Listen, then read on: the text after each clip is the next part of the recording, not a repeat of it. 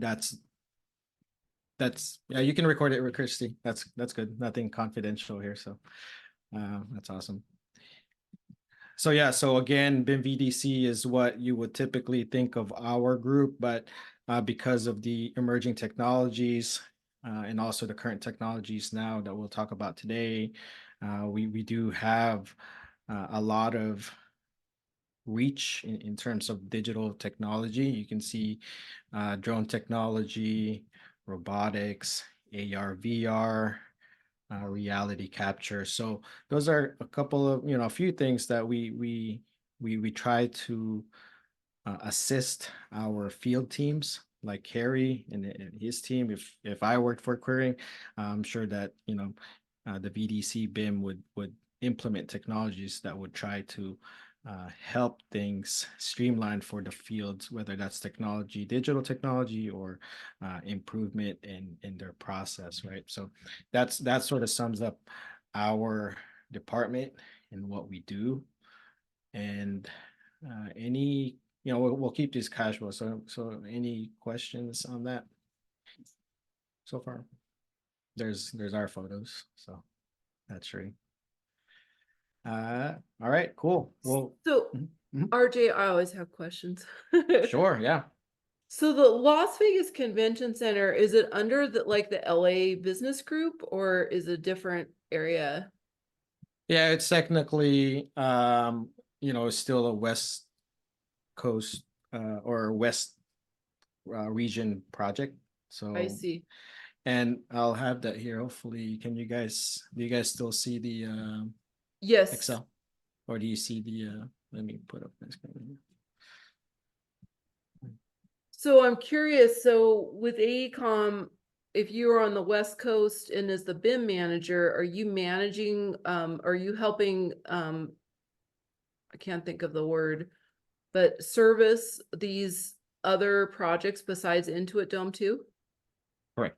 Yeah. So Okay. in this, I'm overseeing both Intuit Dome and Las Vegas Convention Center at the moment. So cool. Good question. So just a quick, this is Google Earth. If you guys never use this to look at your project, it's a really cool tool. It's free, obviously, and it's a good way to do a survey your area. I wish I had this one before, rather than going on site to do a survey. So this is a pretty cool tool. So anyway, this is the Las Vegas Convention Center. You'll see the strip, which is down the street here. Our current offices is over at this building on the 5th floor. Okay, and then what you see over in this side is the West Hall that's been still getting used to this Google. No, hopefully you guys don't get it. So this is the West Hall. It's already completed. You see what you'll call a snow cone or a ribbon roof here. It looks like a half of a snow cone. Our particular project is, zoom out, is the North Hall here, which is this particular hall. So this is the North Hall. This is sort of the central hall over here.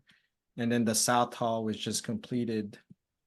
I think actually, I think it looks like it's been captured already. It looks like that's the new one. No, it's not. That doesn't look like the new one yet. Actually, I think it's on the other side. I'm so sorry. It's on this side here. So we're lucky if we see the construction on this side. Our current phase right now is we're working on the North Hall up here.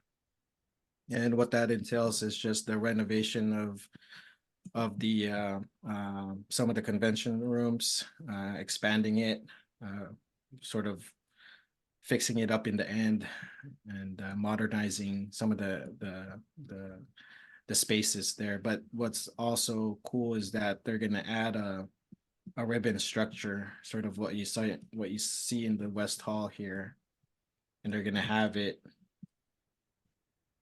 over in this area. I'll put up the model to kind of show what that looks like. Hmm.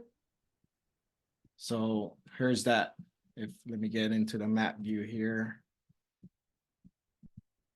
So the West Hall is what you see over on this side, and then the new construction is over here. So that's what you'll see is that a new snow cone. And they're gonna have a big grand lobby where people can come in, and this huge screen here, which will probably televise something for the event that's happening on the convention.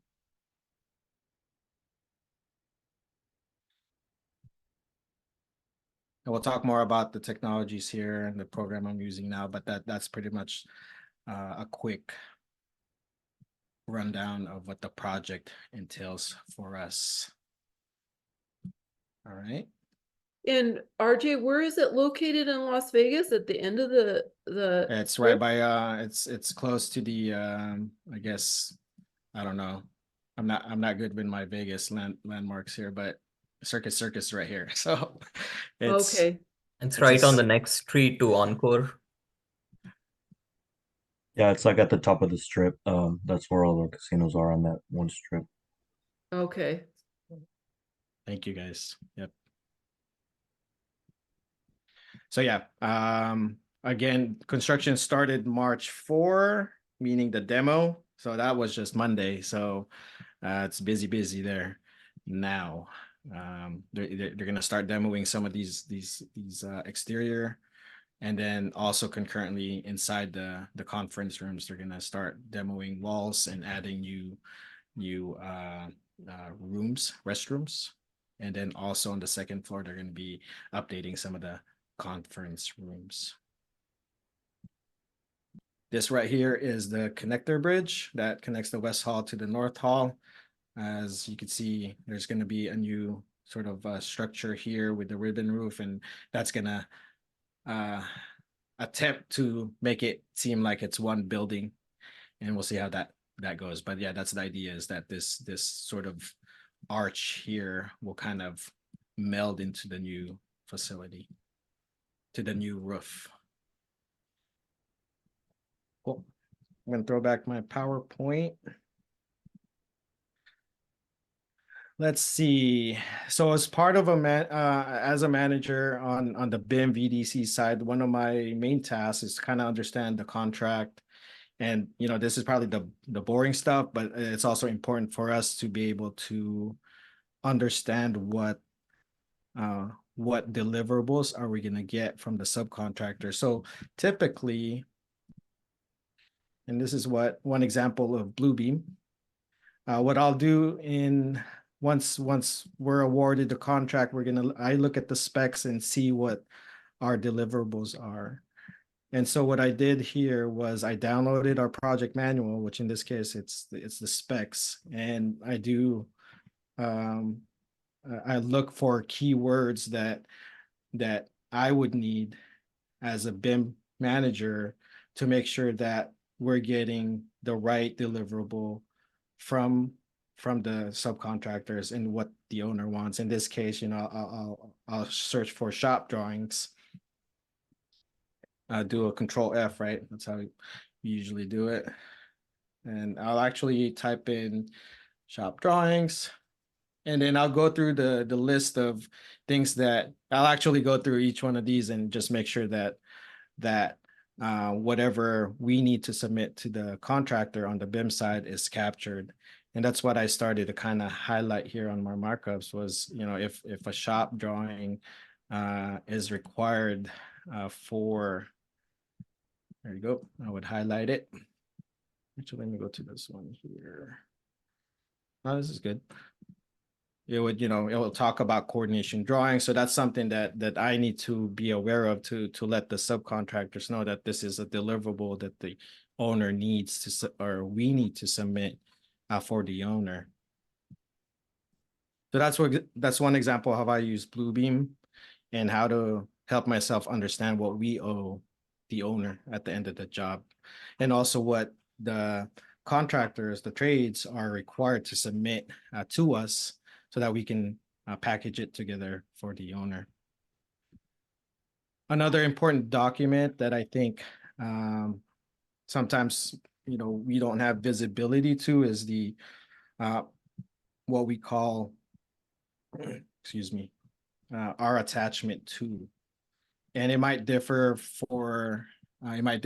from different contractors. I think, Carrie, you could, if you could help me out too, is that for us, we call it it's not attachment 2, it's attachment 11, but our attachment 11 is basically something added to the subcontractor agreement that they give us, or that we give them as a contract. And usually there's a few attachments to that subcontractor agreement. In this case, for my requirements, attachment 11 is the BIM requirements. The BIM requirements outlines what it further outlines what is expected from the trade partner during the BIM coordination process. So in this case, there are things that they need to submit, kind of, time sensitive requirements. If we need to ask them to provide 2D labeled dimension drawings in DWG format, that's something that they're bounded from this contract. There are further requirements listed here. File format, those are important. We'll talk about that later.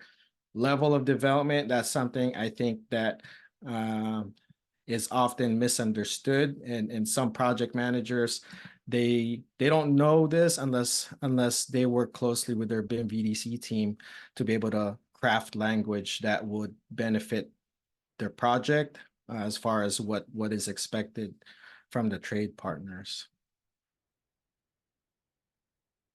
Some of these are boilerplate. You can see what's required. If you're a mechanical trade partner, these are what we want modeled to coordinate.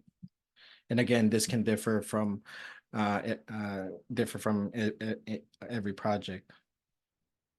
Okay, so you can see that framing and drywall also, at least for this project, is required to submit models for their studs, king studs, things like that, kickers for ceilings. Same thing for structural. Can I? Yeah. Go ahead, Gary. Yeah. Okay. On the level of development with. Or is it? Sorry, I think your audio is cutting out. Is it just me, or you guys? It could be me. Okay. Can you hear me now? Yep. Level of development is a level of development.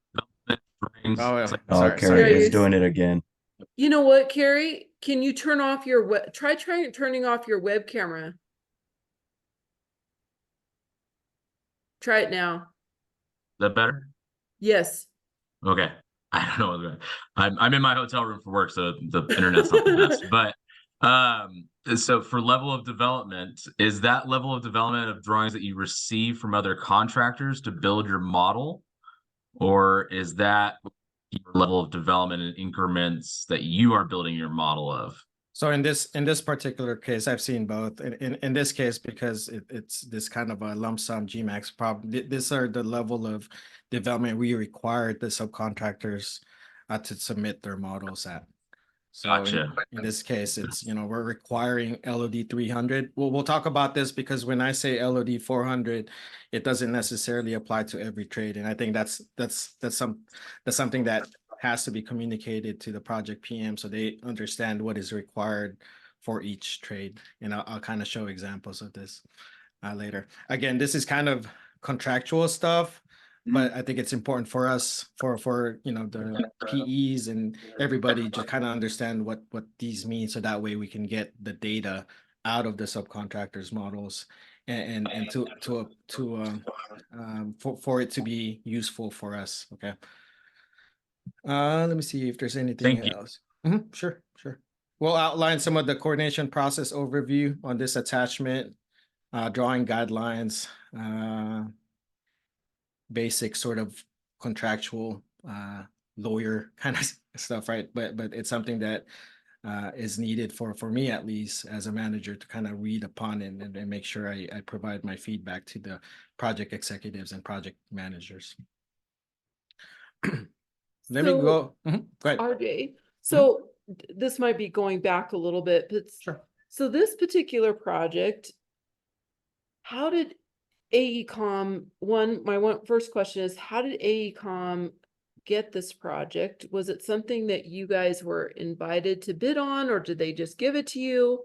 And then what type of a project delivery method is it, or, do you know, is it like design build, or is it integrated project design? What, Right. do you know? Yeah, I do not know how we got the project. But this is our second and third sequence. So we did sequence A last year. So got that notice to proceed for sequence A, and then we had to do GMP pricing Okay. for the sequence B and C as well. So it's not design build, it's basically just a GMP. I see. contract. Yeah. And so basically you did the original Las Vegas Convention Center?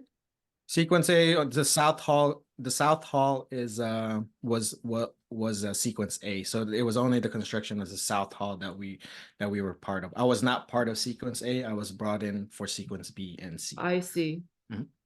And so do you know if that was in the original contract, that there was these follow-on contracts, or you don't know? It was sort of bidded out as 3 different projects, so we were never guaranteed. We had to still kind of go through the process of Okay. pre-con and getting it to that GMP. And Interesting. Yep.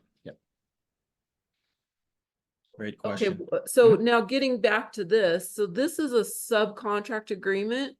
It's an attachment to a subcontractor agreement specifically for BIM requirements. I think Okay. different general contractor calls it something else. I said attachment C earlier because that's where my previous company where I work, they call it attachment C. So it could be different things to different contractors. I see. So it spells out for this particular subcontractor how they're supposed to build their model or go about Correct. doing it. I see. Okay. Correct.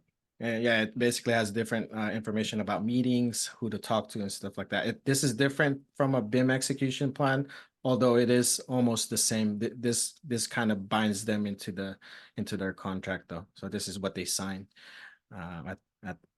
when they get awarded the project. And when the sub holds the BIM license, not the project. When you say BIM, what do you mean by they hold? So the like BIM? the software, the technology. So each subcontractor, and we'll kind of get into that too, is that each depends on who the subcontractor is.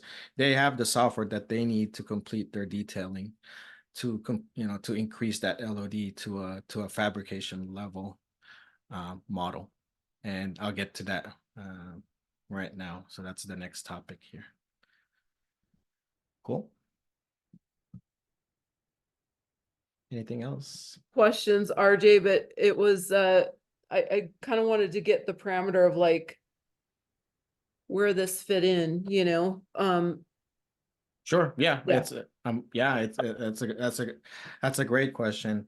And I think before I get into the LOD before I get into the LOD part, I think when you guys think of a 3D model, think of it as a visual representation of what's going to get built, right? Other industries, they have virtual spaces where they can simulate certain reality. Think of a pilot for a commercial airline. They have simulation where they can conduct training, right?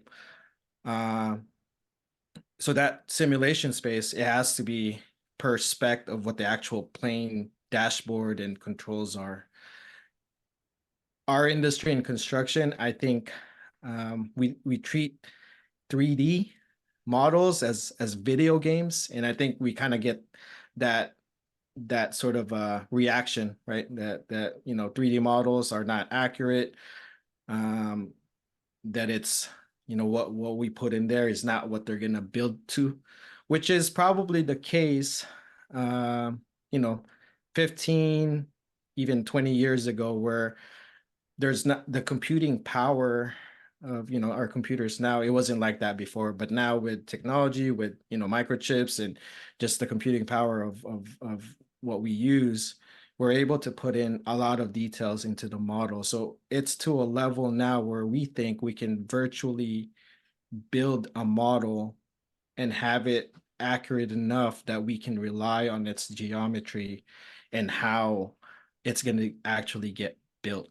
But there have been sort of bad practices in the past, bad representation. So I think, and bad implementation. So that sort of dissuades people from sort of putting BIM back because they got burnt before. But now I think, our job as digital technologists is to kind of fix that image and make sure that what we're presenting to our project managers or project executives is accurate to what actually is going to get what's going to get built out there on site. And I think that's primarily our main task, is to kind of educate and help understand what some of these mean. So I'm going to get into LOD real quick. Again, a bunch of words. I'll get into the fun stuff with technology later. But, here bimforum.org, they have a really good definition of what LOD means. There's a level of detail and level of development.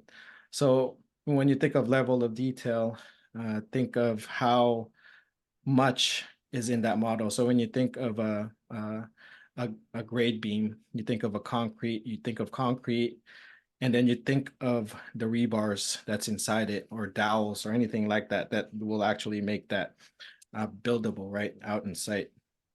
So you'll see later the numbering system, what they have there. Level development is sort of how accurate are those things being detailed. So if you have a rebar being shown, how accurate is that rebar? Is it per spec? Is it per requirement by the structural engineer?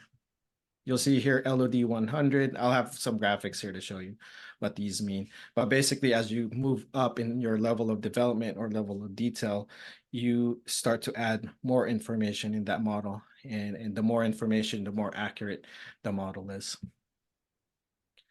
I think one example that I can show here is a precast structural beam, right?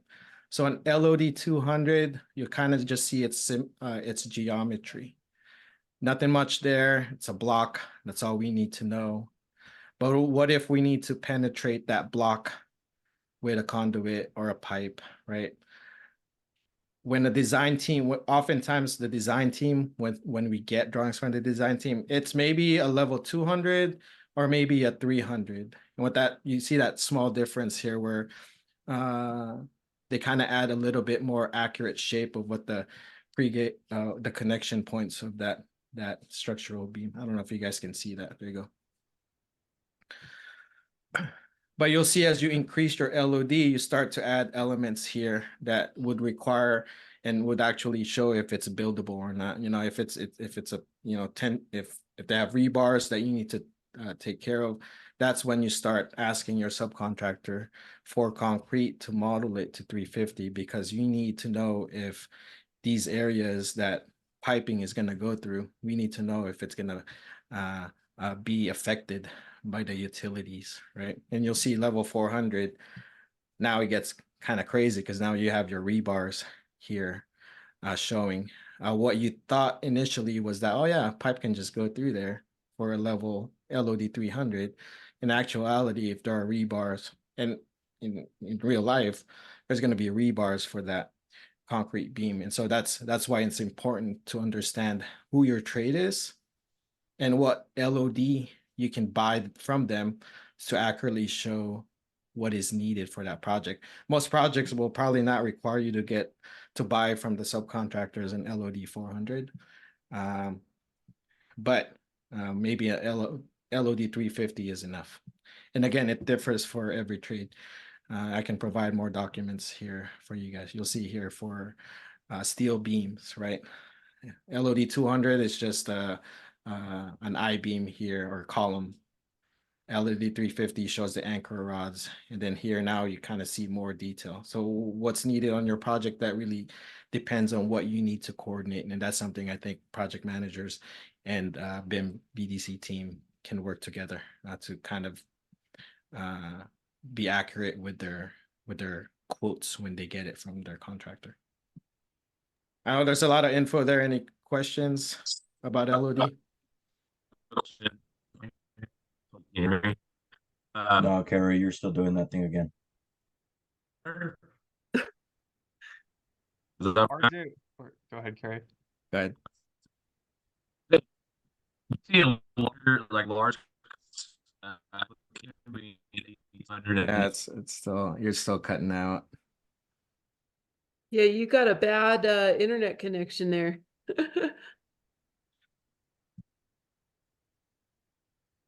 RJ, what's the most common level of detail that subs use? And like would like when subs are inputting stuff into a model, are they all held to the same level of detail, or No, would you have that's a great question. I think most of the time we'll start with the design team because we get our drawings from the design team. Oftentimes you'll get a level 200, maybe 300 from the design team, and we need the contractors to bring it to fabrication level. Fabrication level is 400, but most of the times 350 would kind of get you by.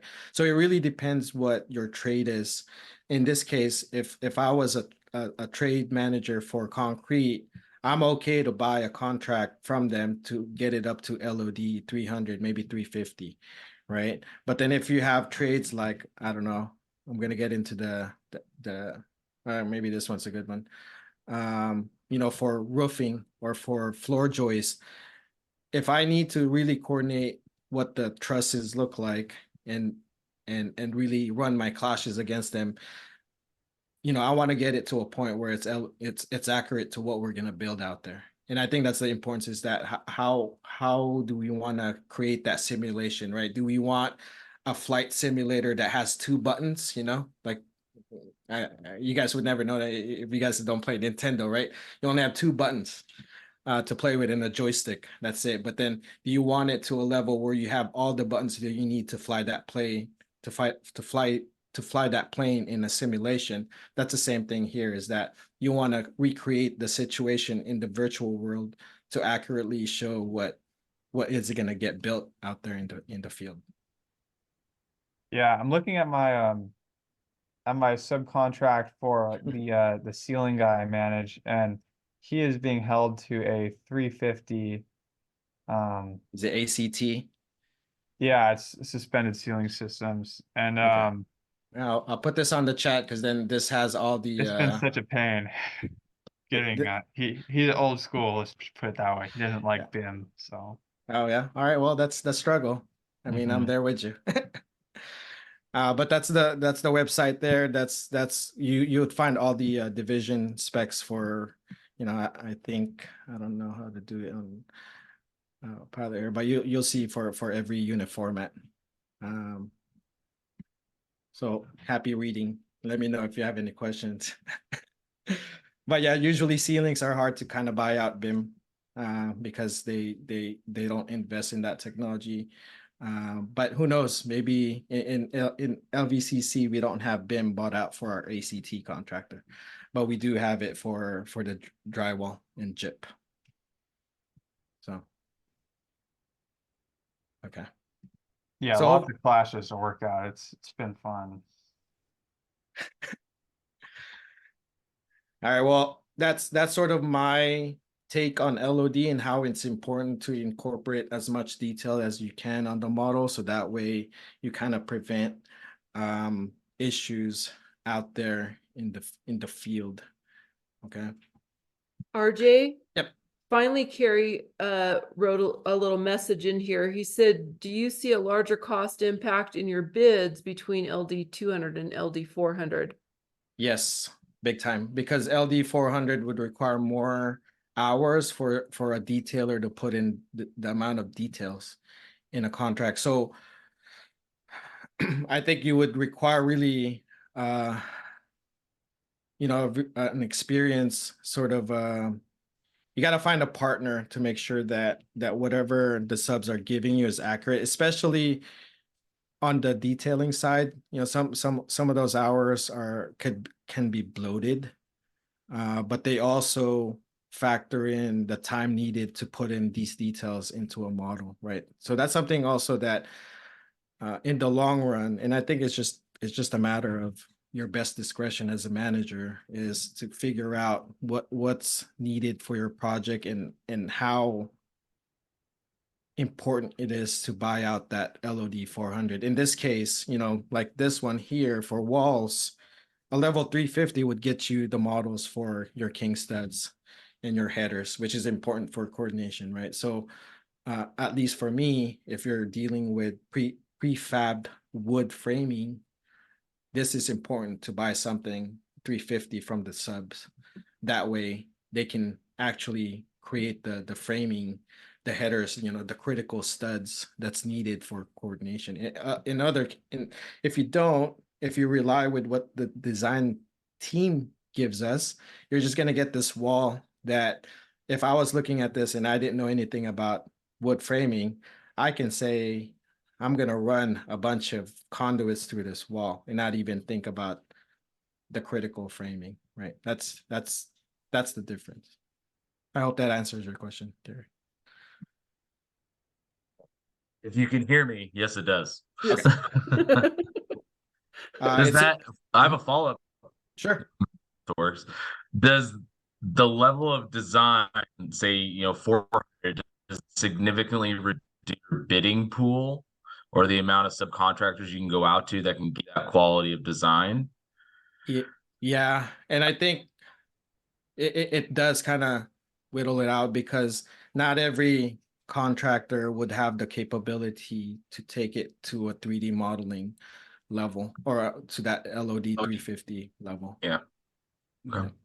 And I guess that's just the truth of the industry. Not it's kind of like when we first introduced Bluebeam, like it was hard to get people to digitize their workflow, right?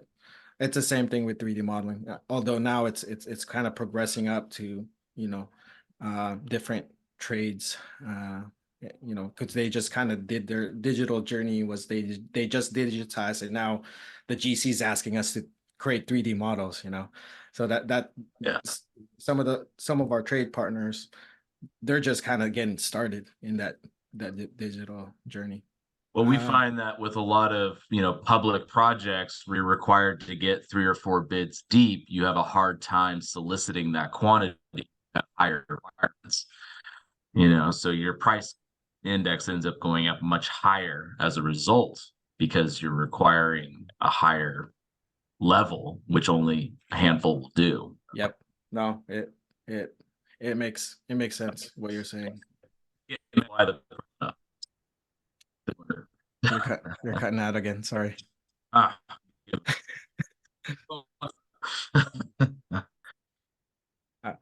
All right. Well, yeah. Let's see. I think I'm doing good on time. Our technology stuff later. I'm gonna go through them quick. So yeah. So another good example, CMU. Oftentimes we kind of just think of I think this is CMU, right? Yep, masonry. We often think that, oh yeah, we can just kind of go through CMU walls, but not really think of the boundary elements, right? Where the rebars are going to get, are reinforced are added for opening reinforcement. I'll tell you now that on a prison job that I was working on, we didn't get this level of detail from our masonry. So, next thing you know, we have things that are crossing boundary elements where they're not supposed to because they weren't modeled. So, those are the things that kind of get, scope gaps, I guess. Not really scope gaps in terms of what they will build on site, but what they will model to get an accurate representation of what they're going to build out there. All right, enough of this boring stuff. I know Carrie was answering because that's who I was talking to when I was going through this. But I'm glad, Carrie, for those questions. I think it helps the crowd here. Well, and RJ, I think this is really good to know because some of these contracts and stuff and even specs or whatever, this is all very new, for I would say, programs like ours, we're still kind of behind the times in technology. And so anything that you can share with us in regards to things like this, I think it really educates students way above what we would learn in classes. So it's just awesome. I'm glad. Thank you. All right, cool. Thanks for the questions. Let me go here. All right. So for LVCC, I created this project information hub. It's basically my version of the Bluebeam dashboard, which I've always been a fan of. I've always created it for our project. I was able to kind of take a step back this year and sort of research how to create one that's specific for the project. And so how this works is we do have a Microsoft account under AECOM. So I try to leverage anything I can find to create this digital dashboard that's available that would be available for the team to access. So if you guys have not seen what a digital dash or a Bluebeam dashboard, I think Matt, you showed us this during our last call, where you have your Bluebeam dashboard. This pretty much acts as the same thing. A lot of these buttons link out to a external source, so it links out to our meeting minutes, our PDFs, our request forms, right? You'll see. So yeah, it's basically just a one-stop shop. Instead of creating multiple links or bookmarks on your desktop browser, I've asked our project team to just bookmark this page, and this is a landing page where they can be taken to different resources that's used on this project.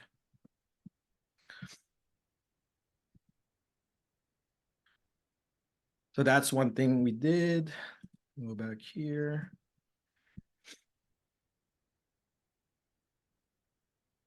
So Bluebeam still reigns supreme when it comes to site logistics. I'm sure you guys know that. It sounds like you guys had that homework over the weekend, and hopefully you guys see the value of why you guys are being asked to work on site logistics, because it is still something that is being used. Bluebeam is still the king when it comes to site logistics. It's just easy to mark up drawings for visual management. You can see here we color code our coordination areas where we're going to coordinate and when we need to sign off, right? On the left hand side, and then on the right hand side here we see the sequences in which the steel beams are going to get brought into the site, but also sequences, because that's when they're going to get reviewed, fabricated, and then brought onto site. So that's also used, and I'm sure there's tons of other use cases for site logistics. So I'll be interested to kind of hear what your students, Christy, are doing on that class, kind of share what they had. But yeah, that's one technology, and I think that's a good start here to kind of kick off what other technologies we are using. Again, this presentation was actually something Shri created for the project team, because his goal for the team was to kind of educate our team members why we're there, what we're there for, and kind of understand also the types of technologies we're using, and sort of how we kind of talk with the subcontractors in terms of software, right? So AutoCAD, it's a common file type or software that's used before Revit, before 3D. AutoCAD's an old school program, but it's still commonly used, and we still use it to create let's see, what do you have here, Shri? RCPs, reflected ceiling plans. We use it to do overlays, point load coordination. We submit slab pen and deck opening coordination. Those are deliverables that we need to create on AutoCAD, which then we turn to a PDF and then submit it to the design team. Most projects today still work on 2D for the most part. Still use AutoCAD as the main software for detailing, but there is a gradual. I think I want to say a lot of architectural firms now they have upgraded to Revit, which I don't know if you have. Yeah, we do have it here shown. Next thing is Tekla. So Tekla is mainly used by our steel fabricators. It is a very powerful tool. I think steel would be in your projects would be the one that would provide you the highest level of detail, because what they detail is what they fabricate, meaning what we see in the model is exactly what is going to be brought out on site. So I like working with steel because they give us the highest level of detail. And frankly, they're the most, in my opinion, most important part of the project on any project, concrete and steel. So they produce different file types that we use to consume and put into our coordination model. We'll get to that later. The next program that's commonly used is Revit. I've used Revit since 2009. I'm not a power user, but I know enough just to be dangerous, right? And I think a lot of us if you're not in the design world, if you're in the construction side, I think it's valuable to kind of solicit this information from your BIM VDC, because the more people know about the software that we use, the more we can provide sort of talking points when we're talking with the design team, especially for our project managers and project engineers and executives, is, what are we getting from the design team as a deliverable? Is it a Revit file? How much detail, LODs on those files? That's really why I think everybody should know a little bit about Revit in terms of how it's used, not necessarily the details of how to use it. Most of the design team uses this. As a general contractor, we only extract information from Revit. We don't really change data or change elements there. We kind of just use it to export to other file types. And then I'll do Navisworks and I'll stop for questions. Autodesk Navisworks is the old school, the OG of 3D model viewer. So Navisworks will accept all kinds of different files from different software and merge it into a coordination model. It is just a 3D model viewer. You can run, depending on your role on the project, you can use it just as a 3D model viewer. If you're a BIM coordinator, you can use it to run your clashes. If you're in the field, you can also use Navisworks by a different kind of version, Autodesk Blue, where you can view the Navisworks model on your mobile device. So those are kind of the top 4 uses or softwares we deal with. As a general contractor, again, we don't detail anything. We just accept files from these different formats and programs and put it together onto Autodesk Navisworks. Any questions on those? All right. I'm not going to get into the Revisto workflow. I think this is more project specific. I'll show you guys what we use it for, but I'm not going to go through the slides. Let's get on with laser scanning. So we're using the Navis VLX on LVCC. This is a SLAM scanner. I'll be honest, I forgot what SLAM means. So sure, if you can put that on the chat, but it's an acronym for it's basically a scanner you can wear and walk around, as opposed to a terrestrial scanner, kind of like your total stations that you see your surveyors use, where you just mount it on a tripod, take a scan of an area, move to the next one, take a scan of the area. This one here is something that you wear and walk around. I don't know if I'll share, maybe I'll share that photo, Shri, with Yeah, you. where do you wear it? Okay. Let me see if I can let me just see. I think Shri showed one photo earlier this week, so let me see if I can find it. More like a Marvel superhero. You wear it on yourself. It's like, yeah. You have a picture of that, Shri, with you, Sean, and Chris Walker. Yeah, it should be in the chat. Let me check.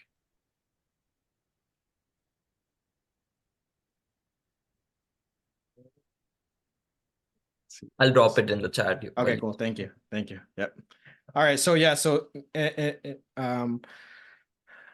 let's see what we can do here. Scan frequency. Yeah. So this is just a faster way of doing a laser scan, and laser scans are used nowadays because of if you have as-built conditions that you need to assess and analyze before doing construction, this is a really good way to use the scans for your survey method and for, kind of just verification, along with the new models, the new 3D models that you're dealing with, right? I'll show an example of that later. Oh, there you go. So chat, I'll put it here on the view. There you go. That's Chris Walker. He's also a VD manager on this project under Penta. So you see how he wears it. So he looks like, we call it Mr. Freeze. If you guys know that, he'll look like Mr. Freeze from the Batman series here. But you'll see there's 360-degree cameras that are mounted up here. And then this device up there, that's the actual scanner that, it does its thing and it does the scanning. And then you have a heads-up display over here where they can toggle certain controls. That's awesome, RJ. How much does that cost? A lot? Too much. Really? Like how much? Like That's 40,000. It's on lease though. Wow. We're leasing this from a company called Hexagon. So as part of the software that we're using, they give us a lease price. But I think MSRP is about 40 grand. wow. Yeah. That's crazy. Yep. Let me share a video here of something I actually just kind of slapped on together today. Just to show it off with our internal team, but I thought I'd share it with you guys. Let me see if I can stop share. If you guys have your speakers on, you might want to just kind of turn it down because it does have some music to it. Let me see. I'm gonna play it. This is a scan of the North Hall exterior and some interior spaces.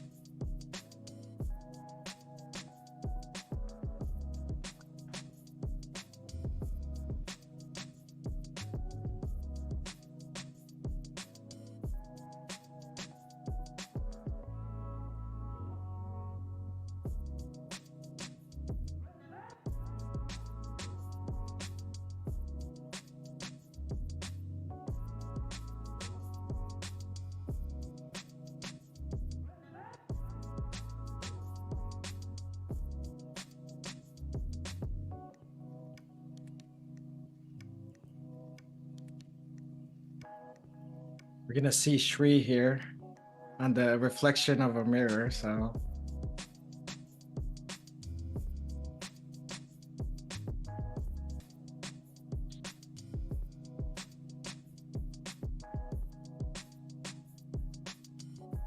There he is, there's a portion of him, and then that's him right there.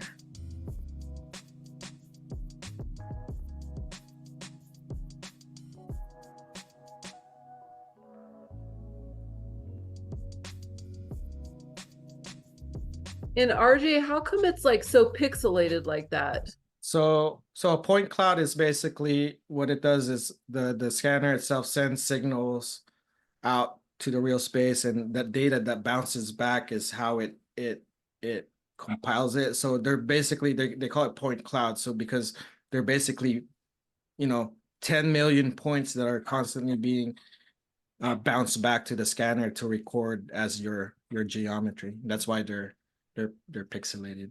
So it's basically, it's almost like sonar, right? You think of sonar, but it uses sound to communicate back to the, the bat or, whales, dolphins, whatnot.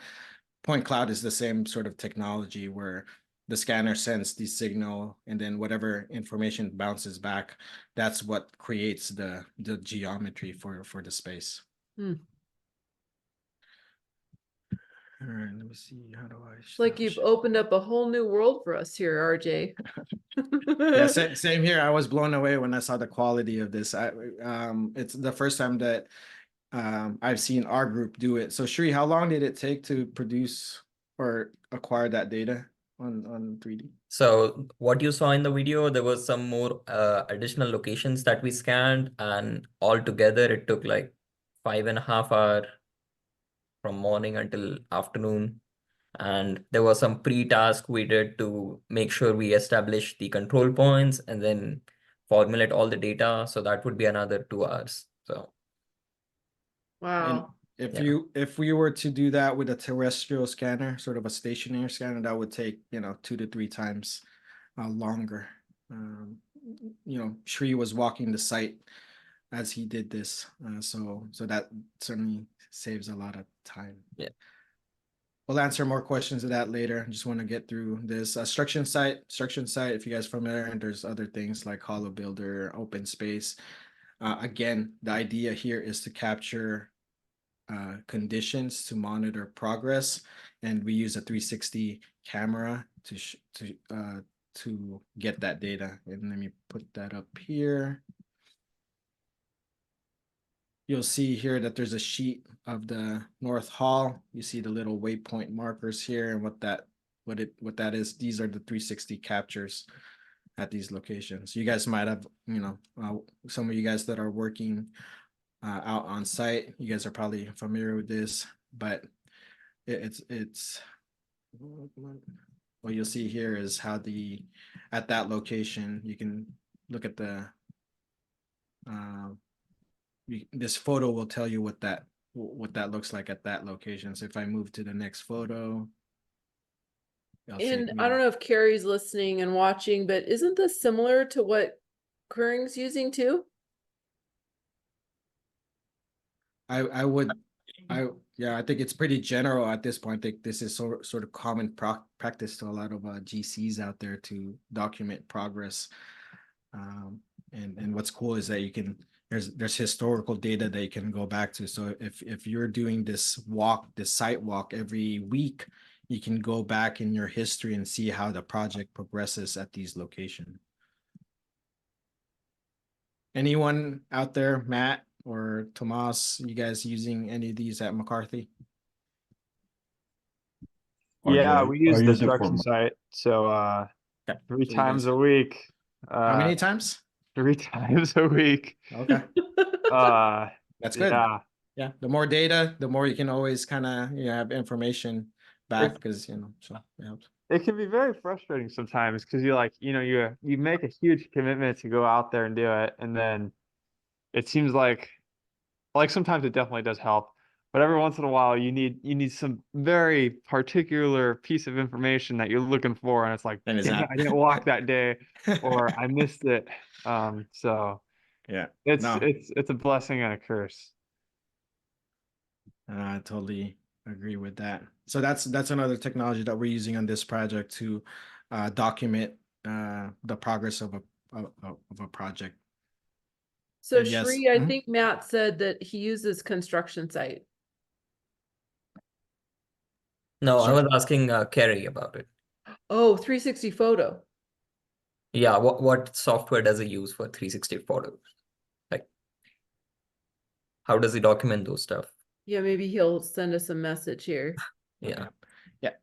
So you can add photos to different sheets here, but typically it's usually just the architectural sheets that we use to create these views.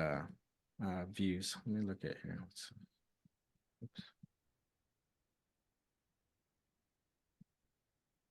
Yep. So very valuable for obvious reasons. You can see here what we can use it for. If you're back at your desk and you want to refer back to what you saw on site. You don't have to rely on your iPhone photos. You can just go back on instruction site and look exactly what's in that room. And hopefully you don't miss a thing. But if you do, it does happen. You just have to pick it up the next time you go for that job walk.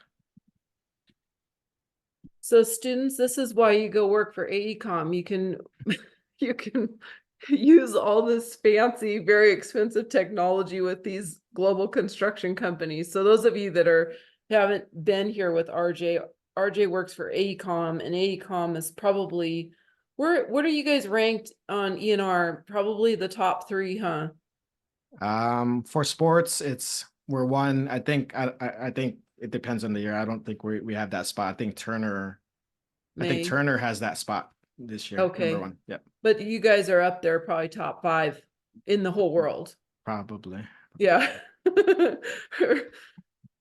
And then I think drone deploy, maybe Shri can talk to you guys about this one. He is a licensed pilot, so for drones. So Shri, I'll give you the mic if you don't mind. Yeah. Another 360-degree capture technology that's drone. It's technically called unmanned aerial vehicle, which is drone in layman terms. So what we basically do is to have the external pictures of entire site, and especially this project, just because it's a renovation, we need to know the exterior facade conditions, how it is looking currently, and then what we can change and how things can be documented. In the similar manner, like construction site has internal pictures of any area, drone deploy or drone will have external pictures. And you can also do a 2D overlay of your drawing sheets, and then you can have a comparison on how things are. And then there are other features that it has. So if you have site utility map, which is like underground utility of your site, you can have that comparison with the drone pictures. Thanks. How long did it take you to get your license, and what steps did you take? So for licensing, you need to pass FAA Part 107, which is Federal Aviation Academy directed exam. It's just a written exam, and once you do that, you can fly your drones commercially across United States. For me, I was on and off studying that for 6 months, but if you do it dedicatedly, it's a easy exam. You won't take more than a month to complete that. Other than that, you need to have a training or at least some experience using those joysticks to fly the drone. If not, you can still fly the drone legally, but it's up to you and how well you are in handling the drone. Without the license, you can still fly the drones just for recreational purpose, but those are lighter version of the drones, which are lighter in weight, which is 250 grams. So if it's lighter than that, you can still fly it, but that's just recreational and up to certain elevation. And Shri, where do you go? I know Luis is interested in maybe getting his drone license, maybe some of the rest of you, but where do you go to sign up for something like that? So there is FAA website. So it's on the same FAA website that allows you to get your pilots, like the aeroplane pilot license. Oh, The same website, but it's just called I think it's called unmanned aerial, something like that. I don't remember. It's been a while. But small unmanned aircraft. There you go.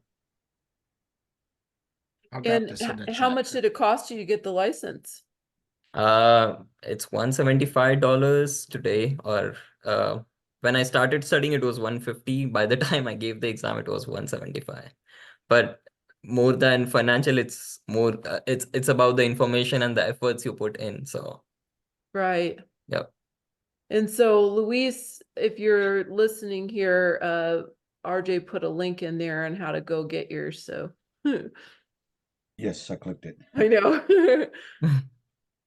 Yeah, nifty. My husband actually has a drone license here. I don't know if I've mentioned that to you guys, but he has a drone license here in Wyoming. And he's a land surveyor. And we're right next to the park, you know, to Yellowstone and the Grand Tetons. And sometimes they'll fly it in there to see what the locations are before they actually go out on their ATVs and whatever to go look, because, you know, we have a lot of animals and just bad terrain and things like that. And so, he got his license. He works for Morrison Merrily, but he got his license, and he's one of the few people in the company that has it. And so it's used for a lot of different things. Yeah, it's definitely, it de-risks the project, especially on the safety standpoint. If you have high, uh, high elevations or things you cannot easily access it, like for LVCC, you know, a great use case would be, you know, when they're installing the snow cone steel, make sure that, you know, to do a visual inspection, the drones would definitely play a big part in achieving that inspection, right? Rather than Yeah. kind of going up there. That's one use case that I can think of. And for those who are really interested, there are lots of free videos and free stuff out there on YouTube that you can refer to. But other than that, as mentioned in the comments, there are other websites. There is Drone Launch Academy, which I used, which is really good. There is Dart Drone. There are multiple such websites you can use. And I started it personally because I was really interested and I found it cool to have something like that. But now when I see like a real used case for the projects, it's so satisfying when you solve a problem like these. Yeah, one example I can use is on another project in Phoenix, Arizona. Our pilot was able to fly up and take a capture of the excavation for the concrete footings. And when he overlaid the 2D drawings over that photo capture, he was able to see and alert the project that the footing was 6 feet off from the drawings. And so when he alerted the team about that, they were able to verify that it was off based on the contract drawings, and they were able to make that correction before, you know, pouring in the concrete. So that's a win for us in that case. And Carrie said here that some building inspectors like to use drones to do framing inspections on roofs and other situations, probably because it's safer to do, Yeah. you know? No, definitely. That's a great use case for it. So Yep. thank you, Carrie. I just dropped in the chat what RJ was mentioning about the excavated footing and how it was corrected. Yeah, you can see there that where the excavation was happening, and then you'll see some of the overlays here where it was correct, and then here is one that they missed placing it. So that was definitely a good catch. And that itself saved the cost of the drone and entire software itself. Yeah. For Yeah, entire no, project. if they poured it, and you know, if they had concrete beams or columns that were supposed to be there, that would have totally screwed up the design, the construction. So all right, well, I said it was going to be short on the on the technology, but kind of heavy on the admin side. But I did want to just kind of share that LOD and the contract stuff, because to me, the more data or the more information we put into the models, the more accurate it can be, and the more we can use it for coordination. But that also means that it can initially upfront increase the cost for anybody who is trying to buy these contracts from our trades. But in the long run, if you have complex systems that you need to coordinate, I think it's worth the discussion with them to get the model up to a level where you have really good detail. Let me just kind of show you an example here, or fly through the model. Hopefully you guys can see this. Let me check. Yeah, we can see it. Okay, so here's the snow cone. Let me just kind of drop down to the level here where the MEPs are, and where you see coordination of the systems, for our ceiling obviously, we asked our trades to model their kickers for ceiling support. You'll see that the mechanical systems also show. Oops. Oh, okay. It's a total structure. Where's the roof? You see the intricacies of, you know, why we get it to this level. Intuit Dome was very congested in the ceiling space, so definitely getting the contractors to model as much as possible gave us an accurate representation of what's going to get built out there.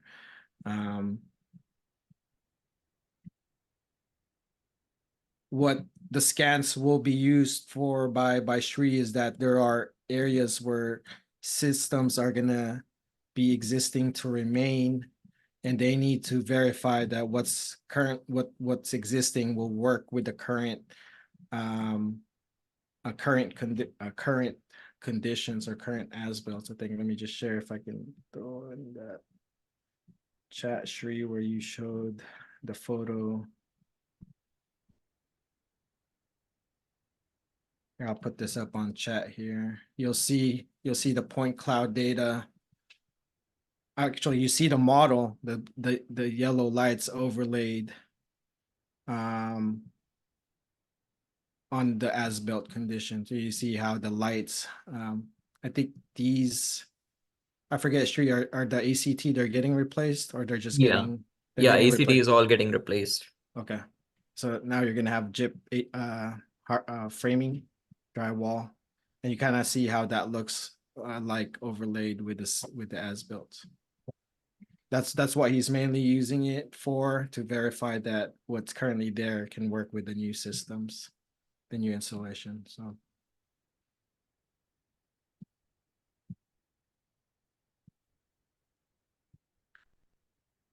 again, Revista is our main sort of model viewer. We do a lot of issue tracking here as well. You'll see that's where we do our clash detection. That's how we alert the trades if they need to fix a clash, and also a platform to hold them accountable and to follow up on. All right. I can stop there, Christy, and just take any questions from the team.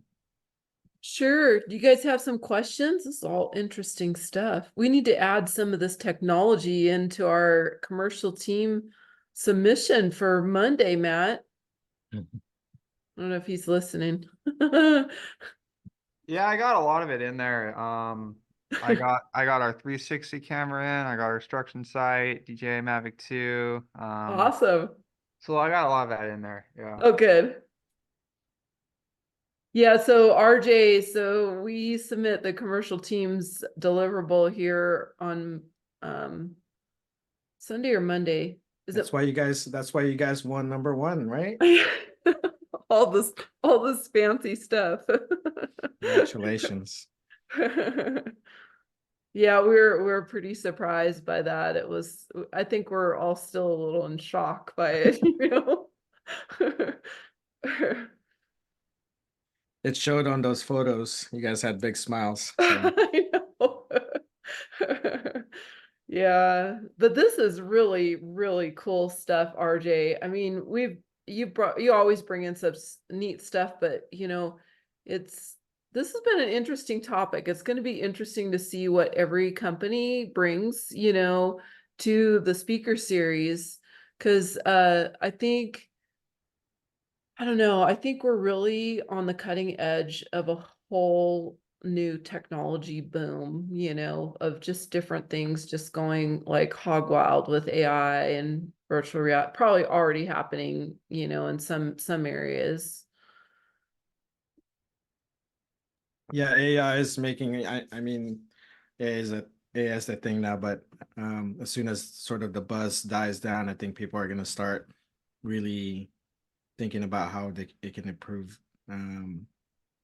their workflow. Right. I know in construction, I mean, folks that have not digitized yet, I don't even know how they can get into the AI discussions, because you know the developers, or you know, softwares that are leveraging AI, their upfront cost to use that technology is, it's a lot. It's a lot of money. So I think once sort of the main buzz dies down and you have more offers from different AI companies, I think you can kind of see how it gets used. At least on the admin side, I feel like that's already being, a lot of companies are implementing some sort of AI assistant, kind of like Microsoft's Copilot. I know AECOM, they just sort of released their approved version of that Chat GPT where it's a lot more secure and okay to use for AECOM employees. But in construction, you kind of start hearing that machine learning, computer vision, tracking employees or workers out on site to make sure they're safe. A lot of that's already, a lot of other GCs are investing in that. But yeah, that's the next big wave of technology coming in. For sure. And and Carrie, maybe I don't know if you're listening in here, but I would say that I know I've I think worked if it's out. working. You're just working. I was gonna say I've worked outside of the Central Valley. I mean, I'm from the Central Valley, but I would say, your bigger companies like Purring and now Turner's coming in there, Swinnerton, some bigger companies are gonna have some of this technology. But I would say in the Central Valley, it's a little more slow going than if you're, in say San Francisco or a larger city or, on a larger project. And so, this, and we see this actually when we go to these competitions as well. Like there's some schools that have all this great, they're using Navisworks and they're using all this stuff. And one of the problems that we have at Fresno State, and Carrie, you might not even know this either, but is that because we're somewhat, I don't know how to describe it, we don't have the funding that a lot of these like bigger schools have, like the Stanfords or the USCs or Cal Poly or places like that. And so we don't have the money, to spend on these kinds of programs. And even when we've traveled, to like the ABC competition in Florida, a lot of these East Coast schools have access to these programs. And it's like, it takes a while, to trickle down to sometimes these smaller areas that aren't as, technology friendly or not as on top of things, I should say. I would like to add too is that, for like I spoke to you, Carrie and Chrissy, about Revisto having an educational license. So that might be an entry point where you guys can kind of start, maybe not just Revisto. I heard from Way, Procore at one point did something with the school. Yes.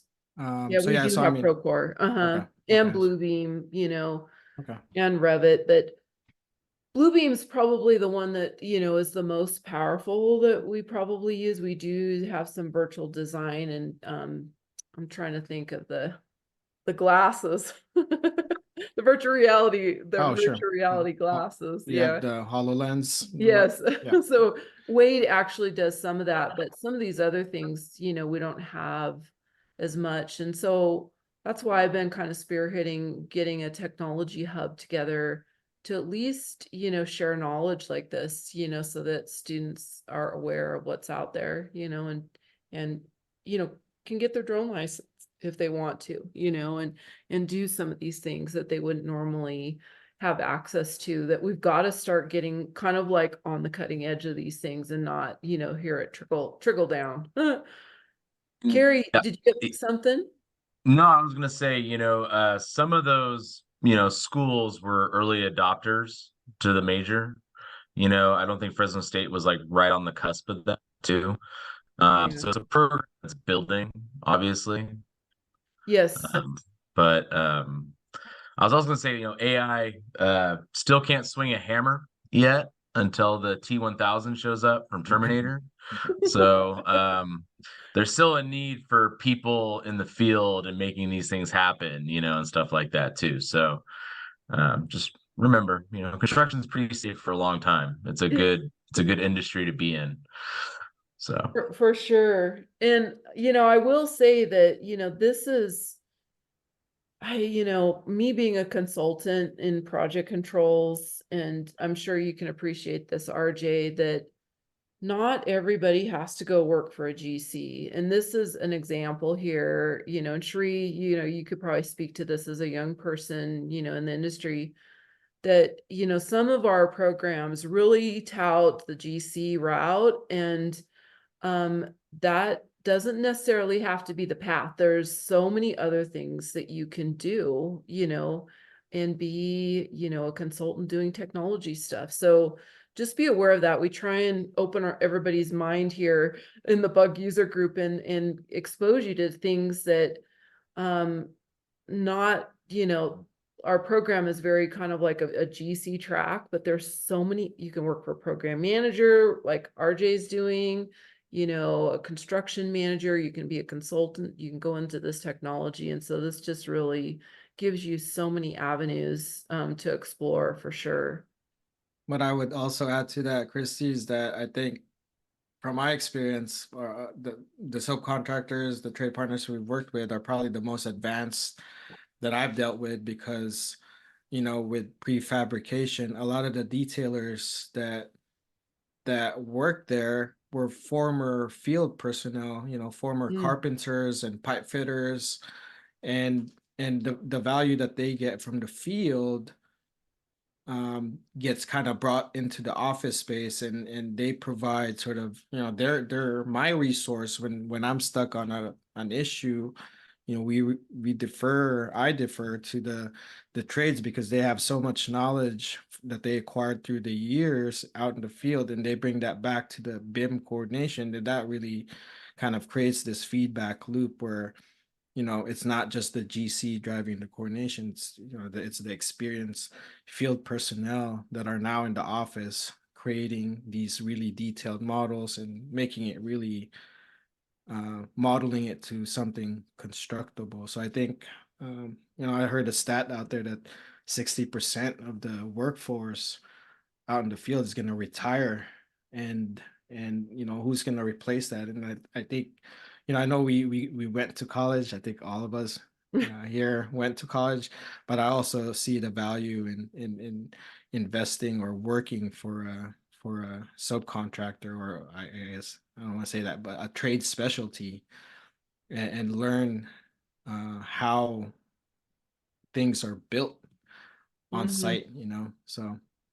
For sure, RJ. Yeah, and just to add to that, I experienced this on the field. When I go out there, we have Revisto on iPads, and folks from the field who are from the subcontractor side, they are more enthusiastic in learning and being able to navigate all the model and able to use all the features from these models rather than the GC side. So the trades are more enthusiastic in this.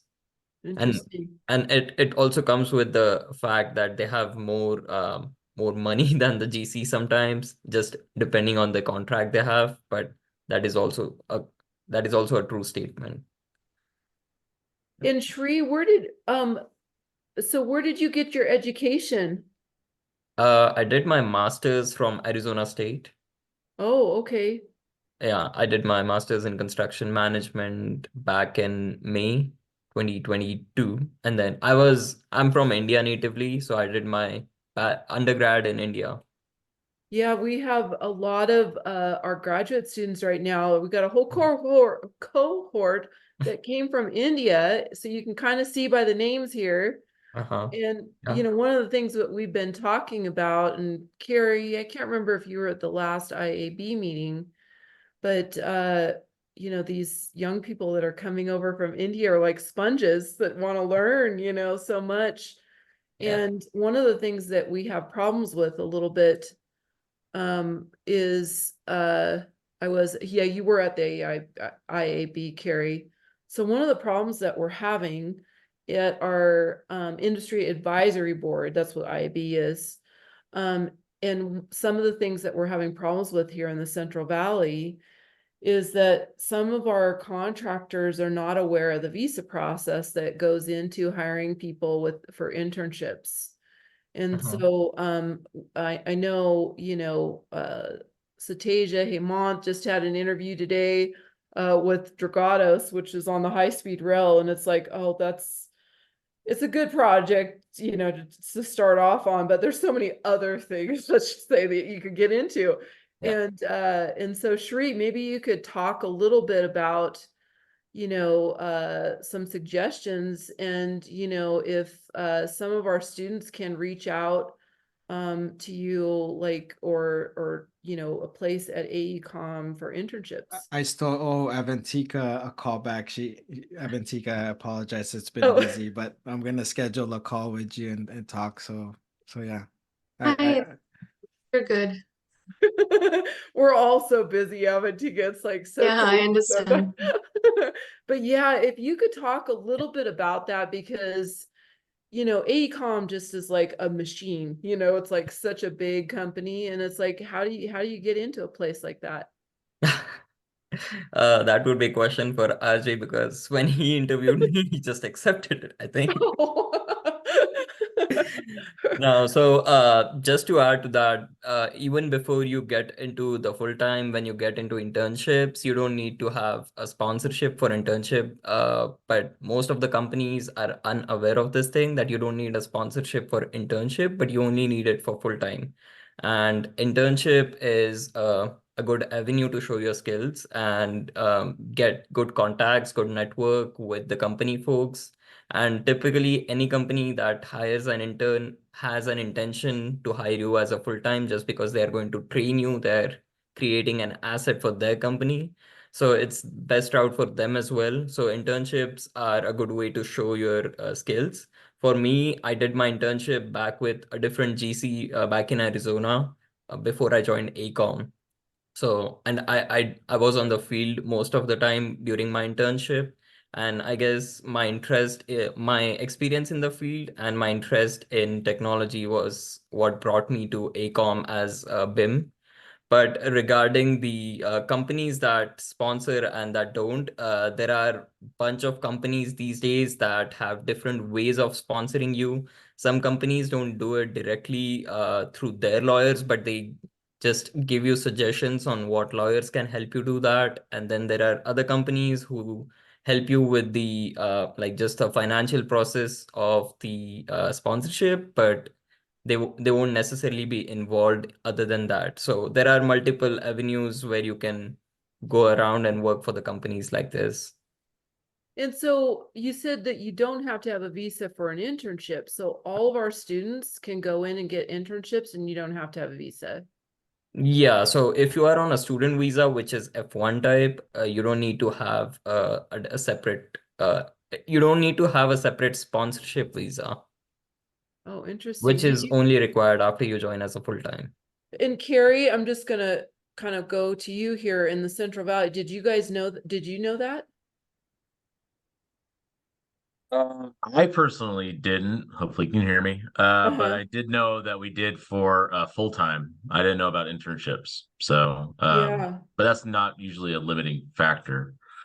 That's interesting. Yeah, so because actually, RJ, your name came up at our IAB. I actually suggested that maybe our graduate coordinator can talk to you about some of these things, and maybe Shri, you'd be interested too in maybe getting on a call and just giving her some information to kind of help the graduate students to get better connected with some bigger companies. I know I used to work for Floor, which is like AECOM, and they accept visas, and I know some other companies as well. But I think, part of it is just like a lack of knowledge, not knowing where to go. Yeah.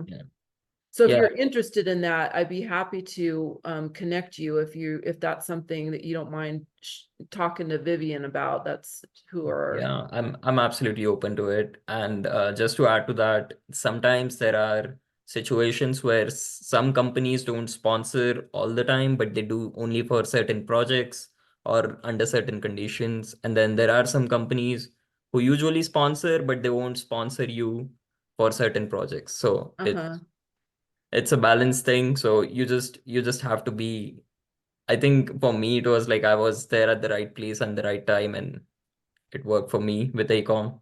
Interesting. And Yeah. so you just have to contact RJ. I do want to suggest too that a lot of companies out there look for pre-construction Oh, internships. So, you know, when there's a career fair, even if it's not in your school, you know, make an effort to attend, because not every company goes to every career fair. So I think it's worth kind of the extra effort to be aware of different college fairs and attend. so Or you mean what's go up. to a different college? Well, I mean, if you're connected to that, you know, but it's ultimately it's who you end up talking to at those career fairs, and who's there at that time. So I don't know, Shri, I forget how you got connected to Hunt, if they had a career fair at ASU or I think that was through one of other colleagues, okay. Oh, through interesting. Ricky. Oh, okay. Yeah. Okay. So yeah, so I mean that's just my suggestion, like what Shri said, um, you know, it's who you end up making the connection through Uh-huh. a school or through a colleague. Yeah, for sure. So I'll try and reach Vivian and connect you guys. I'll send an email or something, and then maybe you guys can connect, or we can get on a call or something. I think now is a good time. I've seen a lot of pre internship pop up. Disney Imagineering, they're looking for a lot of internship around this time. So, and I think other bigger companies are looking for. And that's a fun one. Yeah, if you get in there, Yes. don't leave like I did. But you know, Yeah. that's a different Yeah. story. Yeah, I could say that would be a really fun internship for sure.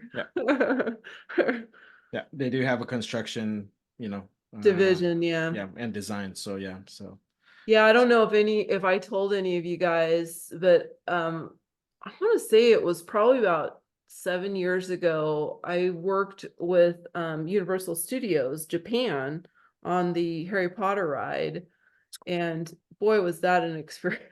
Was that an experience? Because it was just when things were starting to go online, and like meetings were virtual, and none of the people in Japan spoke English. And so all of our construction meetings had to be interpreted. It was just yep. wild. So it's definitely grown. I would say we've moved past some of those things, and things are, a little bit different, but it's quite fascinating working for some of these bigger companies that, have people working globally all over the world for sure. Okay, you guys have any other questions or anything? This was fascinating, RJ and Shri. Thank you so much for bringing all of your knowledge and all these new cool things to us. Sure, man. Our Thanks. pleasure. Thanks for having us. It's been a pleasure. Yeah, it was a lot of fun. You're welcome to come anytime. I think, just so you guys know, and if you have questions, you can ask too, but I think that our next speaker is going to be Soltech. They're going to be talking about some of the technology that they're using as kind of like a GC. I think they might do CM too. But I think, it'll be exciting kind of seeing what all these different companies use, and how much you need to be flexible. Yeah.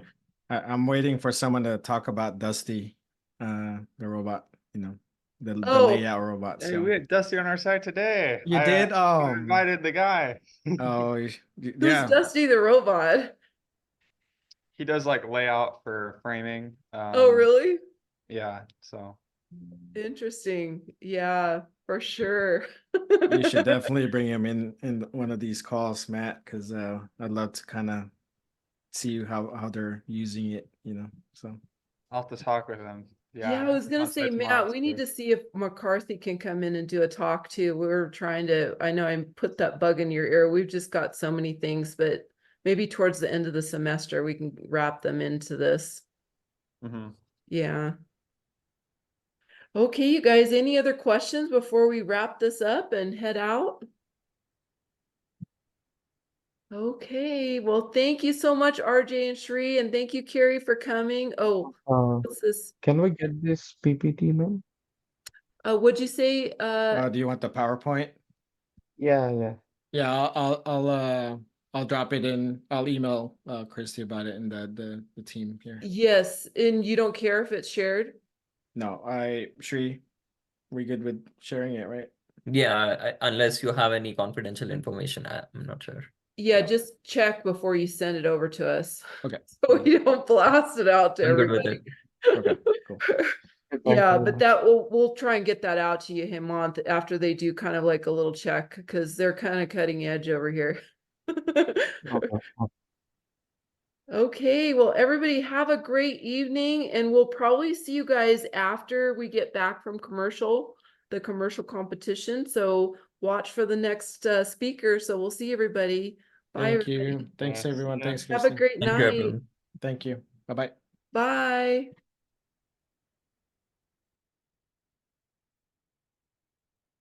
Bye, everybody. Bye. See you guys. Bye. Good night, Professor.